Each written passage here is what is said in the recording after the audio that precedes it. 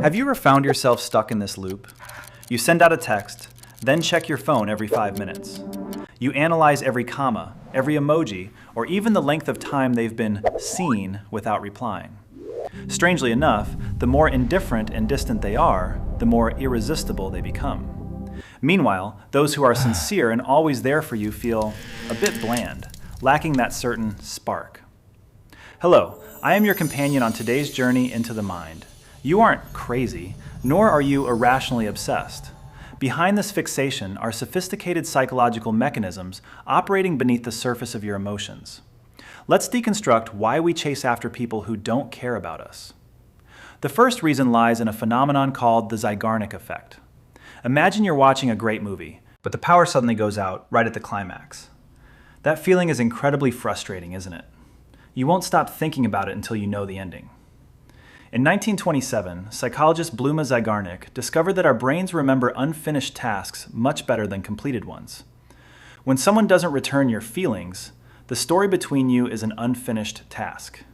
Your brain constantly hits refresh on them like a browser tab you can't close because it craves closure. My advice to you right now, create your own closure instead of waiting for them. Accept that in the adult world, silence is often the clearest answer you'll ever get. But why is it so hard to let go? It's because we are trapped in a snare called intermittent reinforcement. Look at gamblers. They don't win every time, but they win sometimes. And it's that unpredictable sometimes that keeps them glued to the machine.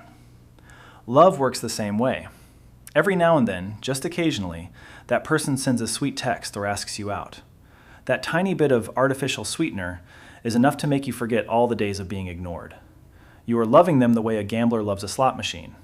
You keep betting your time and emotions in the hopes that next time you'll hit the jackpot.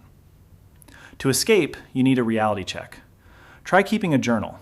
Don't just focus on the 5% of sweet moments. Look at the 95% of the time they leave you anxious and exhausted.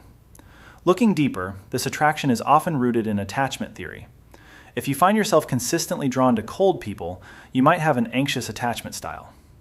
When a partner pulls away or acts avoidant, it inadvertently triggers your internal, quote, alarm system, causing you to mistake the fear of abandonment for intense passion.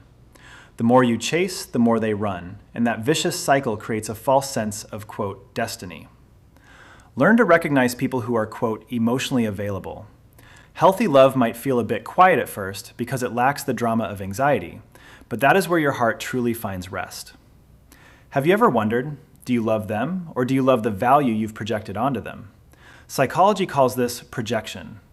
We often believe that if we can win over someone so unattainable, we must be someone truly special. You unconsciously turn them into a trophy to validate your own self-worth.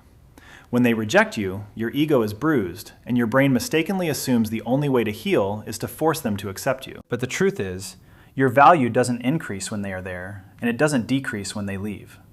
Focus on building value from within rather than borrowing validation from someone who can't even see your beauty. Furthermore, we are often deceived by scarcity theory.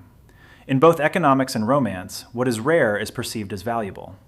Someone who is always available to answer your call might seem ordinary, but someone who doesn't reply for an entire day suddenly seems high status or intriguing. Scarcity creates a phantom value. Remember that rarity does not equal quality.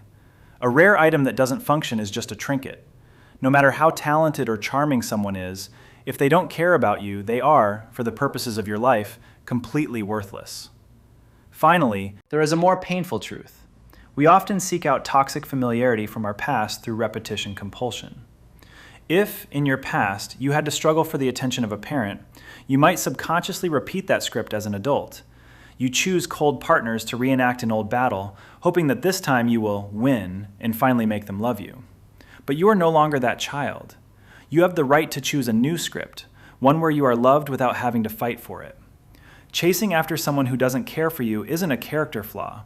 It's a reflex of instinct and unhealed wounds. But understanding it is the first step towards stopping. You don't need to run a race to prove you are worthy of love. Real love isn't a hunt, it's a garden, a place where both people voluntarily plant and nurture one another. Take the energy you're using to chase someone and use it to take care of yourself. When you shine brightly enough, you won't want to chase distant shadows anymore, because you'll know you deserve someone who is ready to hold your hand without a pursuit. Don't be a side character chasing someone else's story. Be the happy protagonist of your own life. Have you ever decided to stop and realize that the person you actually needed to pursue all along was a better version of yourself? Share your story with me. I'm always here to listen.